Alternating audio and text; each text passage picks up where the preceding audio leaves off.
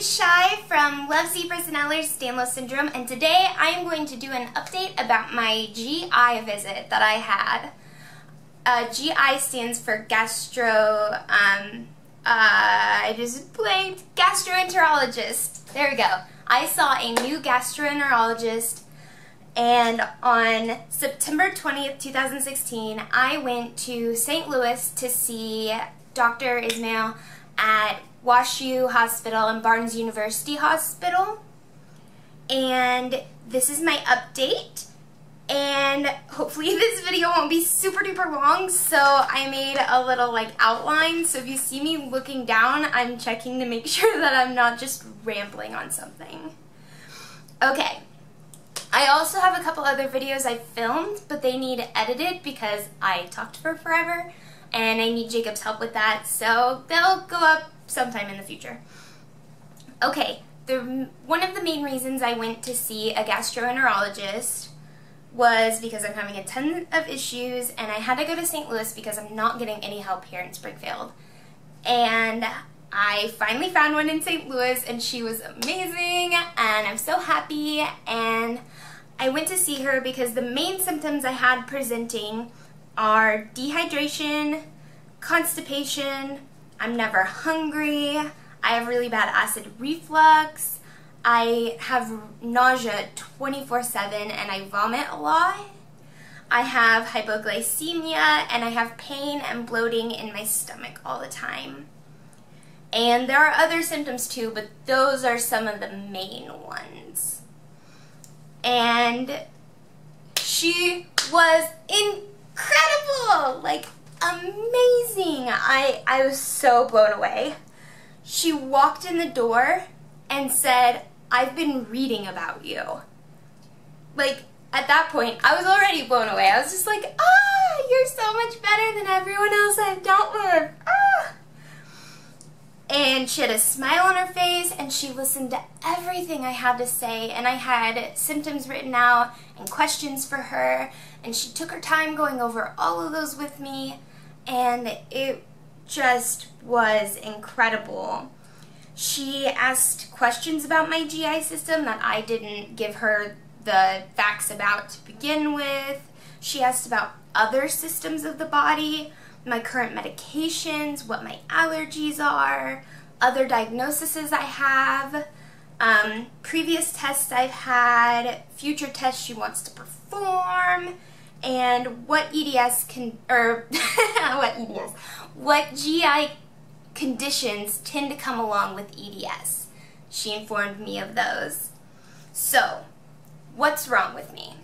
She believes that I am having a lot of motility issues. And motility is basically how well things move through. And she believes that I am having motility issues from my mouth, where the food goes in, and for lack of a better term, my anus, where the food comes out. And hey, sometimes you just gotta talk about it. It's real life here. We in the chronic illness community deal with embarrassing and really frustrating things to talk about, like constipation. Really, who wants to talk about poop? That's just a little weird, but it's what we deal with, and no one ever talks about it. And I know that I'm not the only one dealing with this. I know that other people do too, and I wish that this wasn't such a closed off topic that people were so embarrassed to talk about. Yeah, so she thinks my motility is really, really slow. Basically, in my esophagus it's really slow, so the food, when I swallow, it gets stuck right here in my throat. And then I already know that my sphincter thingy that lets the food in and out, it works backwards from a normal person. So when I eat, I take a bite, and the sphincter is supposed to open to let the food drop into your stomach and then close again. And then it stays closed while the stomach does its stuff. That's how it's supposed to work in a normal person. And for me, I take a bite, I swallow, my sphincter stays closed, and the food stays right in here, and the muscles aren't strong enough to push it down. And then my sphincter opens and all the food falls in, and then it stays open. So while my acid is eating the food and breaking it down, the sphincter is supposed to be closed to keep it all trapped in your stomach, but mine is open, so it just sends it back up and back up and back up over and over again, known as acid reflux. And I have that all the time, constantly. It comes all the way up to my mouth, probably hundreds of times a day. It's really sucky. And she's looking into the fact that she thinks I have a condition called gastroparesis. And gastroparesis is a rare debilitating disease that literally means paralysis of the stomach. When someone with gastroparesis eats, the food stays in the stomach for hours or even days. Now, when a normal person eats, the food is supposed to be completely out of your stomach in, I believe, 4 hours. And in someone with gastroparesis, they may only have 10% of their meal moved out of their stomach by the 4-hour mark. Some may have 50% moved out. Some may have almost all of it, but not enough out. And your stomach just doesn't work right, so it doesn't get pushed through like it should. And it's basically paralyzed because when you eat, the food goes in there, and then the stomach like does this through the stomach, and it squeezes the food down into your intestine. And in someone with gastroparesis, it doesn't squeeze as well, and then it gets to the point that it doesn't squeeze at all. It just sits there, so the food just sits in your stomach. And then with the constipation, she thinks my motility is slowed just like my stomach.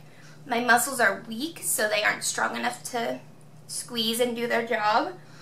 And my intestines stretch because of my EDS, so they don't keep everything in the correct form it should be. It allows it to make these huge masses, like huge rocks is what I call them. And there is a lack of water. I drink a ton of water, but I pee it all out, and it doesn't go anywhere it's supposed to.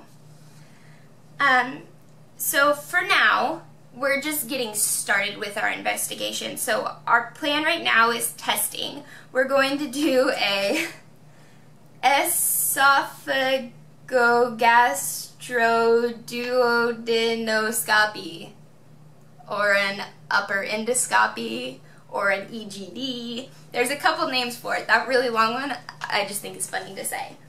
But your doctor performs an EGD to examine the lining of your esophagus, stomach, and duodenum.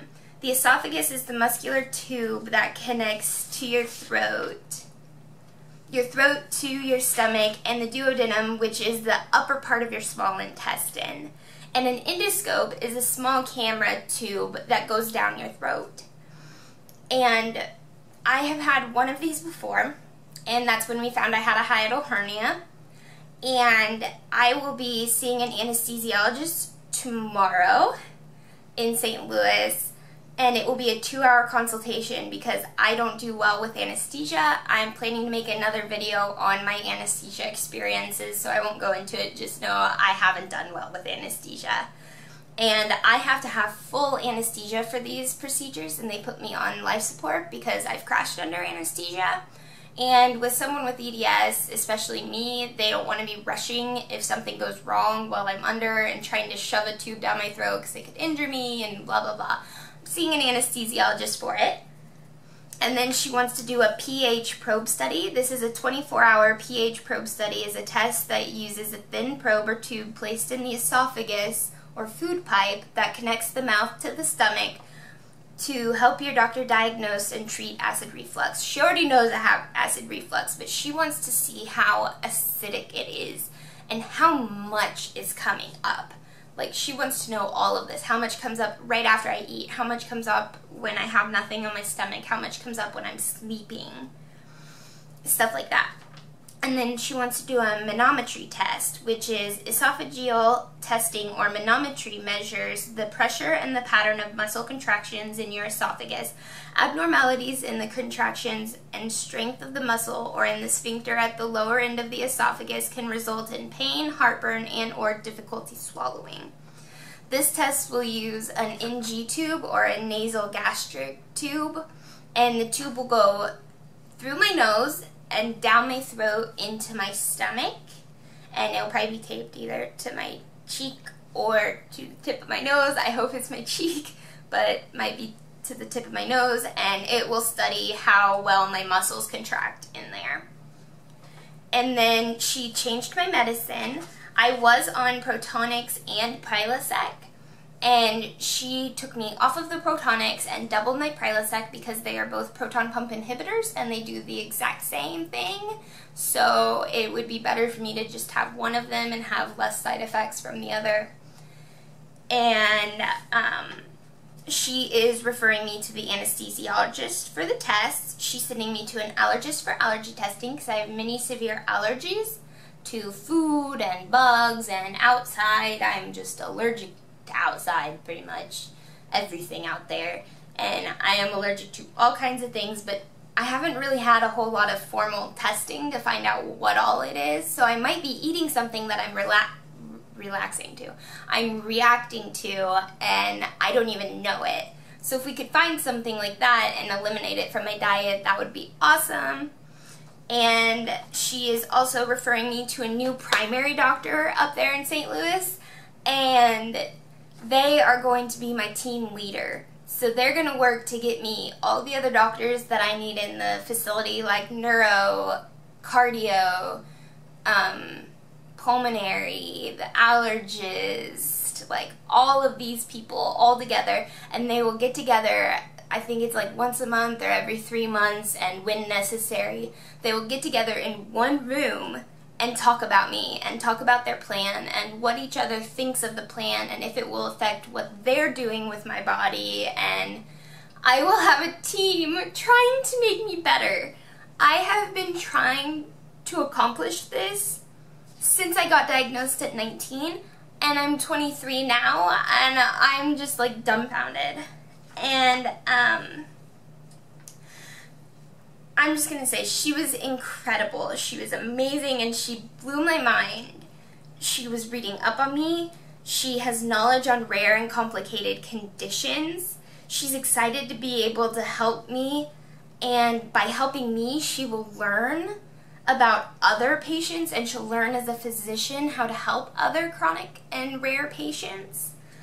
She wants me to have the primary doctor there who will coordinate all my care and make sure they all talk together and work as a team instead of one hand not knowing what the other hand's doing, which she thought was really strange that I didn't have a team yet. So yeah, I agree. And they want to work together to make sure that I am living the best life that I possibly can. And she's going to search for what is wrong with me and how to fix/improve what she can.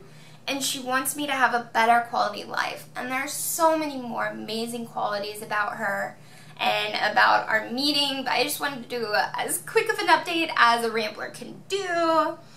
And I mean, just gonna say, it is a little sad that her doing her job